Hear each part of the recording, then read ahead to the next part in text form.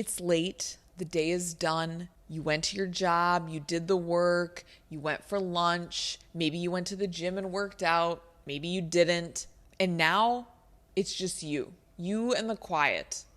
And so, yeah, you pick up your phone, not because you're addicted to social media, but because you just want proof that there's another mind out there. You want evidence that you exist to someone. People are always calling this a screen problem, but it's not. It is a connection problem. If you are partnered in a relationship, you likely do not notice the emotional scaffolding that is holding you up, especially at night. You don't notice how much of your nervous system is being handled by the simple fact that there is another living, breathing human being in the same room. You can say nothing for hours, but still feel witnessed by someone. Even simple, mundane things like brushing your teeth while someone is joking with you from the other room, or just bumping into someone else walking through your house, or trying to navigate through the kitchen while you're cooking a meal. Someone coming by and putting their hand on your leg while you're eating your breakfast. Or someone just walking by and like squeezing your neck or your shoulder and giving you a little kiss on the head before they go outside and do yard work. It's these tiny little instances of connection and physical touch. If you haven't seen my video on physical touch, I will link it here. That is regulation. That's nervous system regulation. And it is a buffer. And it's something that we rarely hear discussed in the context of singledom versus being in relationships. By the way, really quick, first link in the description box is the link for my email list. So if you're not already on there, I would love to have you. All right, back to the video. This has nothing to do with discipline or dopamine detoxing. This is a very real human need that many people are getting met. They're unaware of the fact that they even have the need and are getting the need met. Therefore, they're unable to acknowledge the fact that there is a huge population of people that have the same need that they have, but they're not getting it met. And those people are shamed for seeking out connection, trying to get these needs met in these other forms of external soothing that are no different than trying to get it from another human. I mean, yes, they are ultimately less fulfilling and it doesn't work as well, but it's the same thing. In both instances, we're seeking outside of ourselves to soothe ourselves. It's co-regulation, and it's not a flaw. It's not a bug. It's a feature of our nervous system. So we're telling people to stop scrolling and put away their phones and don't be sitting on dating apps and doing all these things to distract yourself. And you need to be stronger, and you need to be able to sit with yourself, and you need to be able to self-resource, and you need to be able to meet your own needs and be with what comes up. People in relationships rarely ever doing that. I'm not saying they're rarely ever doing it, but they're rarely ever alone to the point that they're forced to do that. In other words, they really need to seek it out, to seek out the silence and the solitude and the privacy and time alone in order to access these parts of themselves. Whereas people who are single and live alone are confronted with all of this on a nightly basis. Every evening left alone with nothing but their thoughts. And this pressure to be able to sit in stillness and be okay on your own ignores the very real fact that humans need touch. We need other voices. We need presence from other people.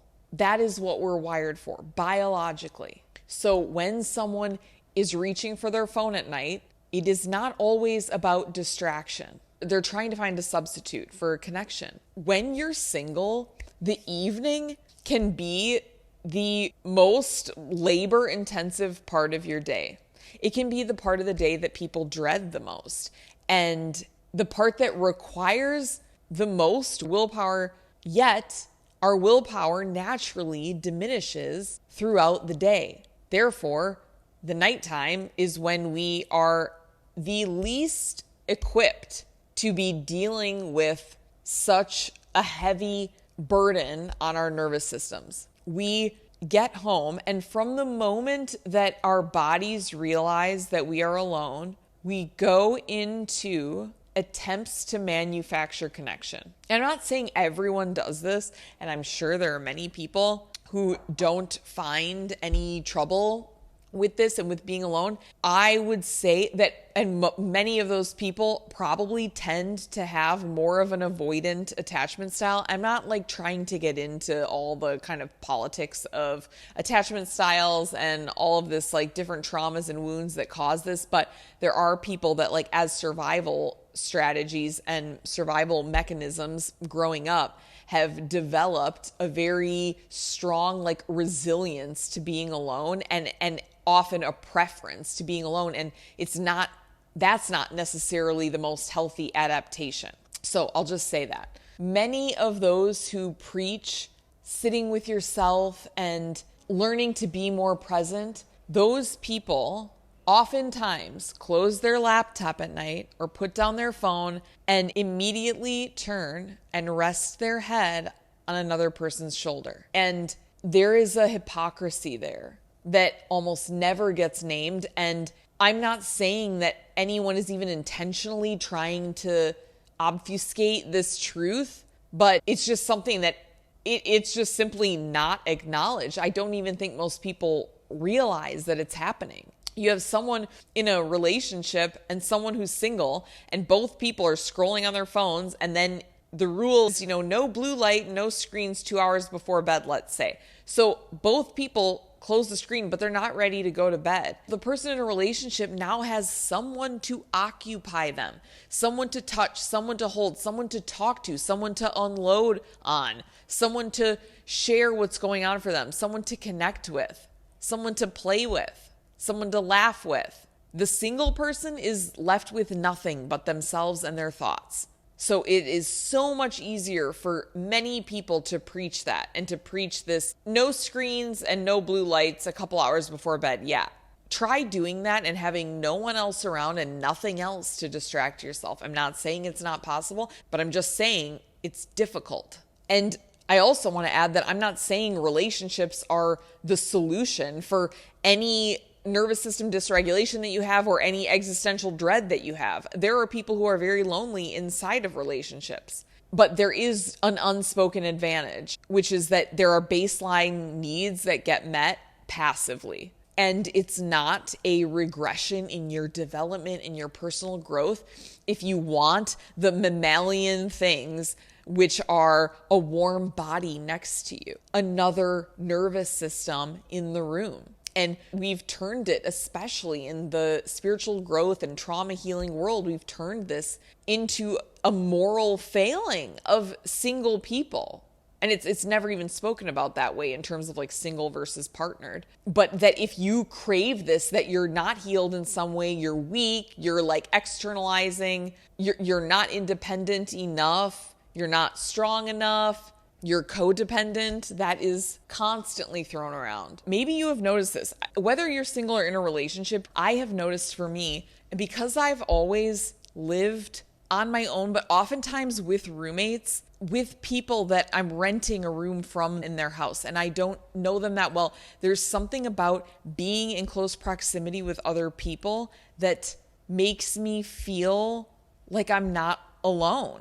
And I behave differently. I will defer to my coping mechanisms so much less if there's just another person in the house, because it's like I'm being witnessed. Like I said before, there's someone just witnessing you. For me, if I'm home alone in the evenings, especially if I have had a long day and I'm more tired than normal, I will eat more. I will snack on food as a way to co-regulate, as a way to soothe my nervous system. It feels good. It's like cozy. It feels like I'm getting a hug. When there are other people living in the house with me, even if it's just roommates that I don't know, especially if it's a partner that I'm living with, but I will not do that as much. So I know that when I am doing it, it's not because I'm hungry. It's not because I have nutritional needs that haven't been met yet. It's that I am bored and lonely and not being witnessed. And I'll gain like 5 to 10 pounds. Let's say I start dating someone, I'm in a relationship, I'll lose like 5 or 10 pounds like that just because I'm getting this need for connection and touch and safety and co-regulation met by another person's presence rather than seeking it out through external means that like don't even meet the need. Like food is not doing it, but it's a substitute that we learn usually in childhood. And so what I do, I just love hanging out at coffee shops, but I notice that I oftentimes will hang out at coffee shops in the evening and get things done. I'm also much more productive if I'm in a coffee shop environment because I like feed off of other people's energy. I don't want to talk to the other people. I don't need to talk to them. I just like being in their presence. It's like how I know that I exist because I'm out in the world amongst the other humans. I'm not sitting at home. There's something very bizarre, especially if you're someone who just tends to like spiral down these rabbit holes and think too deeply about things. But there's something odd about living alone and being a single person in your adulthood. And it has to do with not being witnessed. And it's almost like you cease to exist.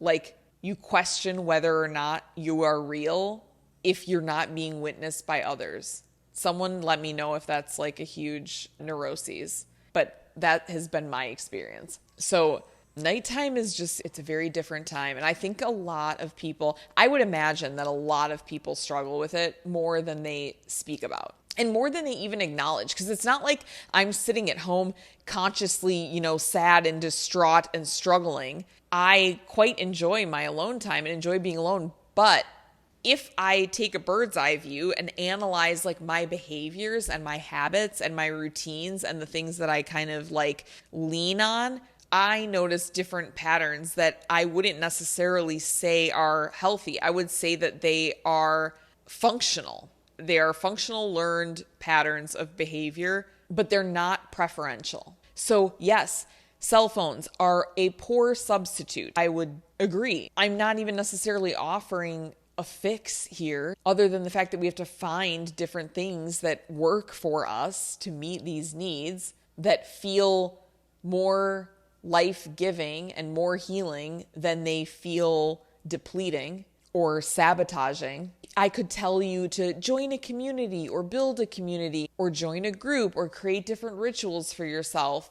And sure, do that if you can do that. But to be completely honest, none of that is a sufficient substitution for human connection. And that's why I don't really have a solution. I'm sorry. They're completely different categories. And I think that pretending that we can substitute these things, it really minimizes the weight of what people are often actually feeling when it comes to this. And the amount of like emptiness and lack and longing that they are experiencing. So all I really wanted to bring to the table was this asymmetry that I notice, and that evenings are not the same for single people compared to coupled people. This one group has a built-in human buffer against the existential weight of the night, and the other group is told to simply meditate through it. So these are completely different realities, completely different costs. If you are single and you are constantly reaching for your phone, just name the need that you have in that moment. And something to give some thought to is what it means to exist. What it means to exist when no one is watching, when no one is witnessing you, and how different that is from existing with someone else, someone who sees you lying on the couch while you watch TV. And if you don't have that, you're not just missing companionship. You are also missing the reassurance that you matter in the background of another person's life. And I say that as one of those people in that camp. when you don't have that, you have to create your own meaning from scratch every single night. And that is part of your spiritual work. Like, that is deep work that a lot of people never do because they never have to do it, because they're not alone long enough to realize that it even exists. So give yourself some credit and know that I am with you, and that while we are all individually carrying this alone, that ultimately you are not alone in this experience. All right, you guys, that is all for today. I will see you very soon in the next video. Ciao.